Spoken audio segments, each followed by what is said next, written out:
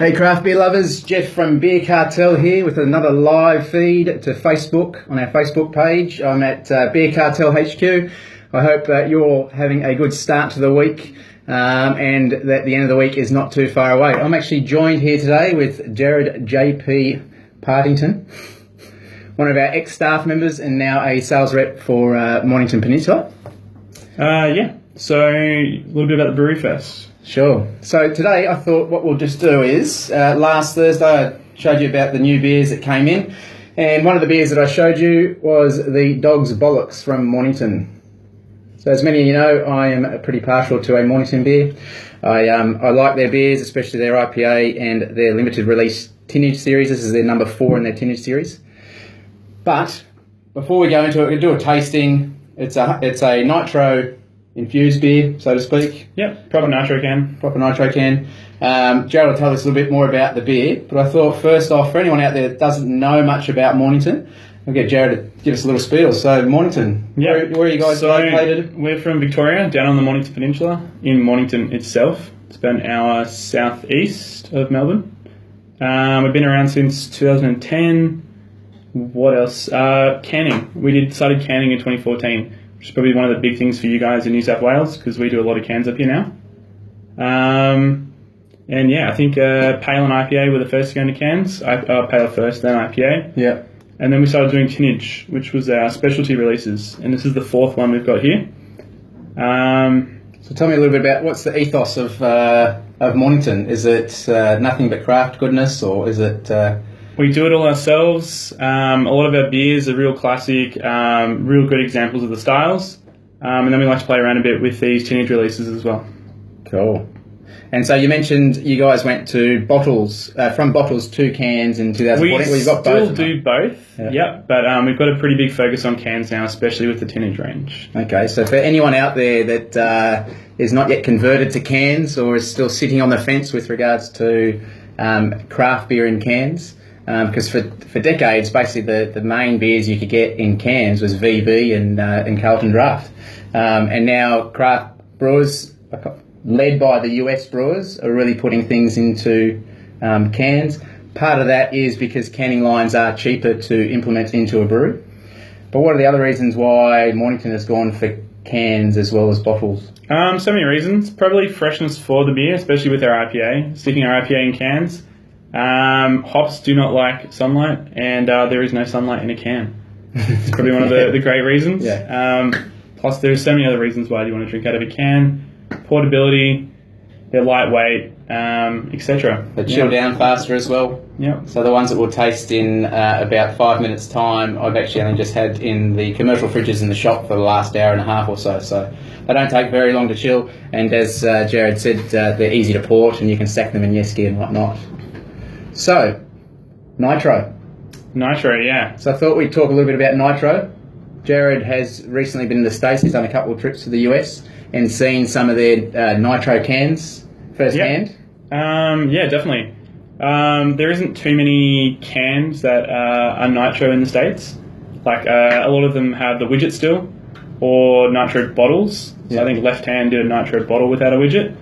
But then Vault Brewing has done a Nitro can without a widget, who we collaborated with to do this one here. Cool. But yeah, Nitro everywhere in the States. You can't really go to a pub or a venue without seeing a Nitro tap or beer. And it's not just Guinness on Nitro? It's everything craft. Nitro. ESBs, IPAs, stouts, anything you can think of. So one of the other craft breweries that did a Nitro beer, Mountain Goat, had one of their beers, I think. Nitro Hightail they do. Yep. 4 Pints Nitro Stout. Yep. Okay. So let's talk a little bit about Nitro, and you mentioned widgets. So this is kind of what a widget looks like. This is actually from our foosball table upstairs in our tasting room here at Beer Cartel, because I kind of forgot to buy a Guinness can that has a widget in it. But if you ever have bought one, this is kind of what a little widget looks like. It's a little round ball. The Guinness one especially. There's different kinds of widgets out there. And and you can have widgets that are kind of long and slim and they're for bottles. Yep. But this is kind of roughly about the size of what you'd find inside a Guinness can in terms of their widget. Let's talk about this widget. So you guys haven't used a widget? No, there is no widget in this can. Okay. Just beer. liquid nitrogen, I think, in line to the canning process. Yeah. And it is slightly carbonated as well. So a bit of CO2. A little bit of CO2. And Guinness do use CO2 and nitrogen mix in their beer. And that is kind of their patent, the thing that they don't kind of release. That's almost like the Coca-Cola recipe for them, but they don't tell you the proportion of CO2 to nitrogen. Yeah, everyone's going to have a different mix. I think the actual widget itself was patented as well. Yeah, so it still is. But. Yeah, so they actually started. So Guinness were the first ones to kind of think, right, well, how do we actually get this draft nitrogen beer into a can? And in about the 1960s, they started to invest development time and funds into actually creating what ultimately became the widget. And they created things with, you know, a second bottom in the can with that had a space with nitrogen, and then they had another one which is on the canning line. You'd can it, and then you'd have to invert the can for it to take effect. Over time, over about 20 or 30 years, they ended up with this little thing, and they had over 100 different kind of thoughts or what would you call them? Variations of the widget. And this is what sort of came into the late 90s, and that's what you'll find in the cans. How does a widget work? There's many different kinds of widgets, but I think the main way that they work is they're a nucleation point for the beer. So they take the nitrogen out of solution, I guess, create a nitrogen foam on the beer. So they'll go into the can. The liquid nitrogen will expand, evaporate, I guess, create pressure in the can, and then go inside the widget. When it pressurizes, and when you open the can quickly depressurizes, but it comes out of the widget through a small little hole, and that'll create agitation and all that head you get in a nitrogen widget beer. Yeah. And then you pour it into your glass and you've got a nitrogen beer. So it basically expands out of the widget as soon as you open the can, and there's the depressurization, and it activates the beer, so to speak. Different temperatures of beers that have got nitrogen will pour differently to... I'd assume so. I think, in a warmer beer, the nitrogen will come out of solution quicker than in a colder beer. Yeah. Yeah. Cool. And some of the nitrogen will be absorbed into the beer as well. Yeah, so some of the nitrogen's still left in the beer. But nitrogen's mostly insoluble. It's really hard to keep in a beer. Yeah. So when you're getting it out, you get all those fine bubbles in the head of the beer. Yeah. So you're trying to get most of it out. Yeah. And talking about gases that can and cannot dissolve into beer, every year, 1st of April, helium gas is usually the one that we get a few emails where people see the helium gas beer going around. It is a gag. Unfortunately, helium does not... Don't think it's possible, no. Yeah, cannot be dissolved into liquid. So if you do see that, April 1st, every year is usually some brewery that's doing a helium beer. Maybe our next teenage release. Yeah. If it does come out April 1st, we'll know it's a joke. So that's all good. So 10-inch series. Tell me about this one. So Dogs Bollocks, naming, obviously. Number 4 in our series. We've done 3 before it. We had Sacchariferous first, which was our milk stout. Then we had Rust Bucket, our red ale. And then before that, Wyso Cereal, our oatmeal pale. A lot of these are based on some really good seasonal beers we've had in the past. Yeah. That we've wanted to get out to people in a unique way, and we've branded them differently, made them a little bit fun. Yeah. And the 4th one, we made a Nitro beer. So we took, instead of doing a Nitro stout, we did a Nitro ESB. It's a classic English style of beer that goes really well with the nitrogen, makes it a really easy drinking beer, and we really enjoy it. And you said you collaborated with a brewery out of the States for this one? Yeah, so Vault Brewing in America was the first ones to do the nitrogen in the can without a widget. Yeah. So we collaborated a little bit with them and Chart Industries and Liquid Nitrogen Services to get this done. Right. Yeah. And so you guys are the only... Because this is... you guys have claimed this is Australia's first Nitro beer can. I think we claimed that, yep. First Australian Nitro can without a widget. So. Without a widget. Pretty cool. And you obviously have now invested into equipment at the brewery to be able to inline while it's being canned. Yeah, so it is definitely possible for us to make another nitrogen canned beer, which could be out at some point. Yeah, right. Maybe Christmas time, Father's Day, something we'll find out. if you've got ideas, you can always just send them through the brewery. I'm sure they'll appreciate it. So I thought we'd just try this one. So these are just our display ones because they're not the ones that were in the fridge. But here are 2 colder ones. And what we're going to actually do, so you may have seen on our Facebook page if you scroll down after this video, or you may have seen it on the Mornington Peninsula Facebook page. They made a little video about how kind of how to actually pour the beer, and that it's not a Sunday pour by any means. It's a kind of sort of quite vigorous pour that you should do with it, and that is to actually activate. We've kind of coined the Nitro pour vertically with enthusiasm on the back of our cans, so everyone knows how to pour it, and we'll definitely pour one for you. Cool. So do you want to do the vertical one? Pour one properly first. And then I'll do the one that is a lazy Sunday afternoon pour. Yeah. And we'll see what the difference is. Just pour it right here. Yep. Can do.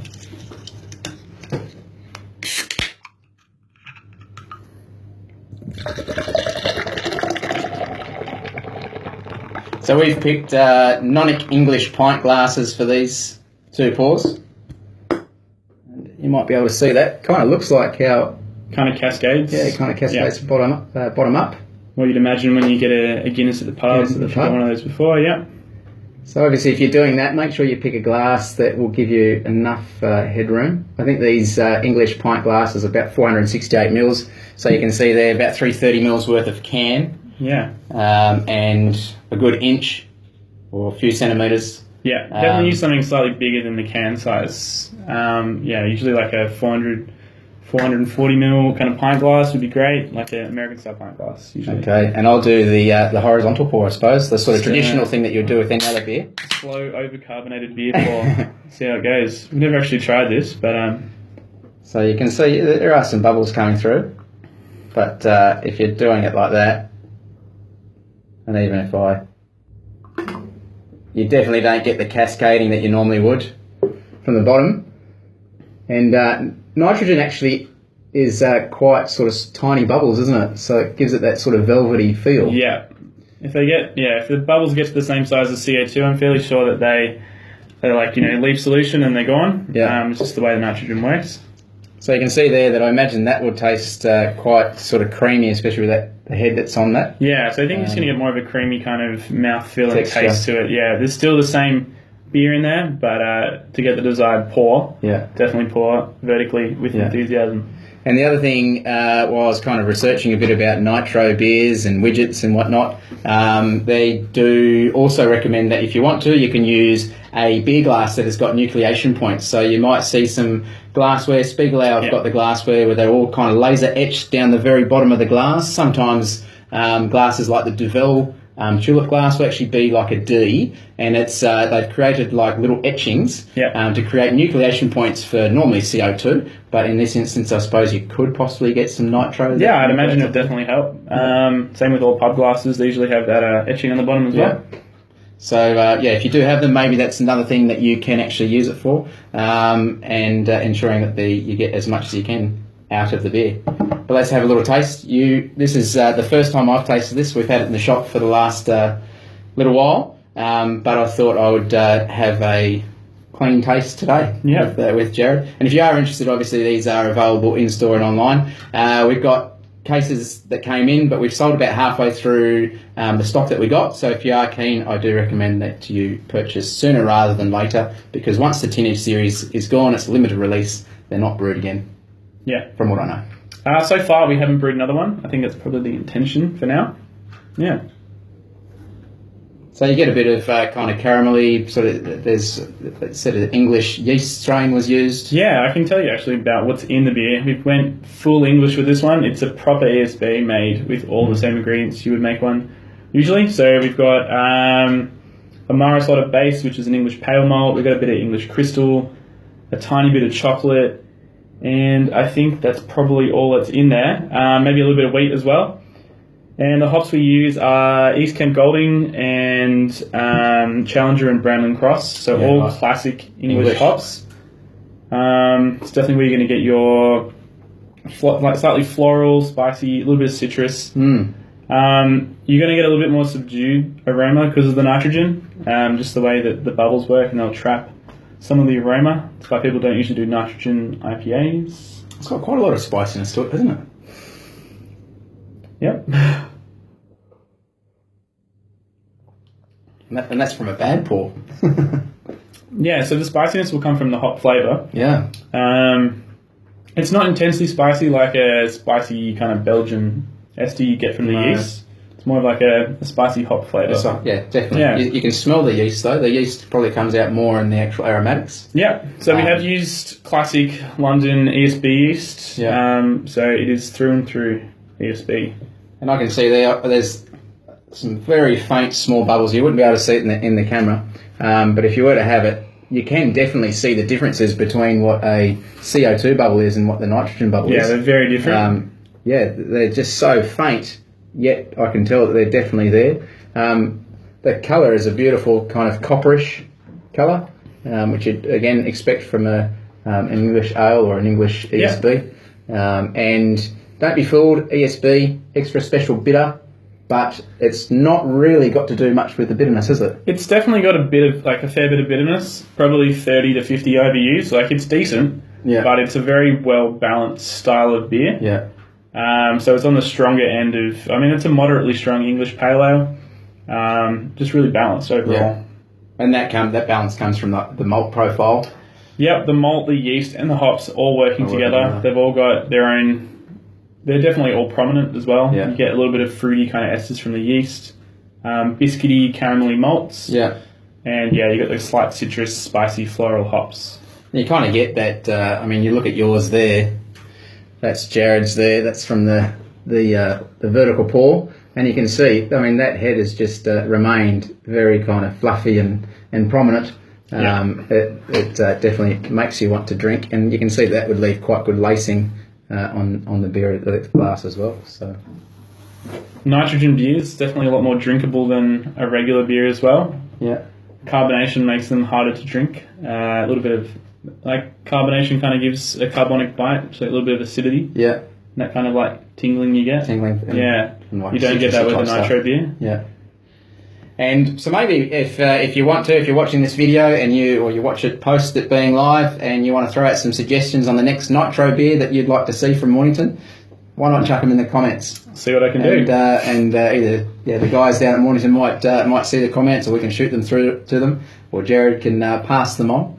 But that's the Dogs Bollocks from Mornington. That's the Teenage Series number 4. Very nice ESB nitrogen. Predominantly nitrogen. It still has some CO2 in it, but that is a bit of the secret within the beer, isn't it? Yep. That mix between CO2 and nitrogen is pretty important. Yeah. Cool. All right, guys. Thanks for tuning in. I'll be back on Thursday at 5 p.m. with some of the new beers that we have had in store and that will be available online and in store. If you have been in earlier today, our apologies. We're putting some new flooring in, so over the next couple of days we'll be restocking all the shelves and putting all our shelves back into the shop, so it'll be business as usual in the next day and a half. So thanks for tuning in, and we'll see you next time. Cheers, guys.